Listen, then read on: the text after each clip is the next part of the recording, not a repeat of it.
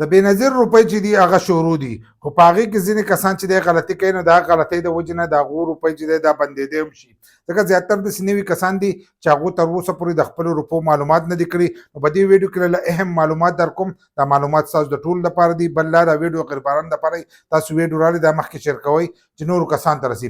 نو د بېنظیر روپۍ چې دي هغه شروع دي 13,500 روپۍ هم شروع دي او 14,500 هم شروع دي. لکه نوي کسانو ته 14,500 میلاویږي، کم چې زاړه کسان دي نو هغو ته 13,500 روپۍ چې دي دا میلاویږي. نو دا راته لازم ووایي چې کومو کسانو خپلې روپۍ راغستې دي او کومو نه دي راغستې. دواړه چې دی لازم راته ووایي چې کومو کسانو ته میلاو شي کومو ته نه دي. بل دا چې روپۍ شروع شي او ستاسو په علاقه کې شروع شوي، نو تاسو ځئ او خپلې روپۍ چې دی دا راخلئ. ځکه دې ځل چې کومې روپۍ شروع شوي دي نو دا تاسو ته په دوکانونو کې میلاویږي. چې په دوکانونو کې میلاویږي نو بیا هر ځای کې چې دی دا میلاویږي، لکه 3-4 دوکان وي نو په اسانو سره ته چې دی دغه روپۍ میلاویدی شي. نو لاړ شئ په ټایم باندې چې دی خپلې روپۍ راواخلئ.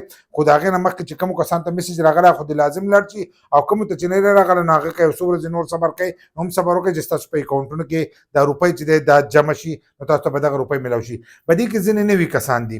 نوي کسان دي هغه نوي کسان دي چې هغو رجسټریشن کړی دی 7 میاشتې یا د کاله پورې شوی دی.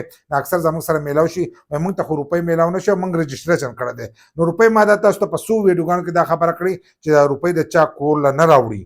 دا روپۍ چې دی ستاسو کور له راوړی کېږي نو تاسو ته خالي د پولیو ټکی چې دی دا په کور کې میلاویږي، خالي په پاکستان کې دغه. باقي هر شی چې دی د هغې لپاره به تاسو منډه تړله کوئ نو هلو به تاسو ته دغه شی چې دی دا میلاویږي. نو کومو کسانو چې رجسټریشن کړی دی لاړ شئ خپلې روپۍ راواخلئ. ځکه که تاسو خپلې روپۍ نه راخلئ او دا دویم پیر شو یا به دریم پیر باندې شو نو ستاسو اکاونټ چې دی دا بلاک کړي. اکاونټ یو بلاک کړي، هغه کېدی د زنانه وفات شي، د دې د وجې نه بیا د هغې اکاونټ په بلاک کړي او هغې ته نوی کس رادننه کړي. نو د خپلو روپو چې دی معلومات وکړئ. لاړ شئ که تاسو د دې پروګرام دپاره اهل یې، اول نمبر خپل اهلیت چک کړئ.